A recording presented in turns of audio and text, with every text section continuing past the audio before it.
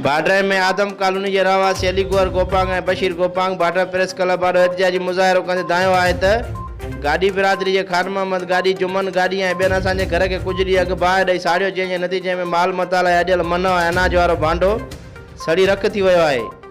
जंहिंमें असांजो 1.5 लाख रुपयनि ताईं जो नुक़सानु थियो आहे। मथां वरी बाहि ॾियण खां पोइ साॻिए ई माण्हू हथियारनि जे ज़ोर ते मेन गिटी बंदि करे असांजे घर जे उन हिसे ते काबिज़ थी वेही रहिया आहिनि, जिते गाड़ी बिरादरी जा माण्हू हथियार बंदि थी वेही रहिया ऐं असांखे मोतमार धमकियूं ॾेई रहिया आहिनि। हुननि चयो त अहिड़े ज़ुल्म ऐं ॾाढ ख़िलाफ़ असां बाड्रा पुलिस स्टेशन ते दायो, पर बाड्रा पुलिस बि कब्ज़ागीर धुर सां बिट बणियल आहे ऐं असांजो को बि दाद फरियाद न पियो कयो वञे। उन्हनि चयो त गाड़ी बिरादरी जा खान मोहम्मद गाड़ी ऐं जुमन गाड़ी बासर ऐं ॾाढा मुड़ुस आहिनि ऐं असांखे मोतमार धमकियूं ॾेई रहिया आहिनि। उन्हनि DIG लाड़काणो, SSP लाड़काणो ऐं वस वारनि खां पुरज़ोर मुतालबो कयो आहे त बासरनि सां बिट बणियल पुलिस जी कन मट करे कब्ज़ाखोरनि ख़िलाफ़ सख़्त कार्रवाई करे असांजी जॻह जो कब्ज़ो ख़तमु करे ॾिनो वञे, असांखे जानी ऐं माली तहफ़ुज़ फ़राहम कयो वञे। वाहिद सिंधी, सिंध सोशल न्यूज़, बाड्रा।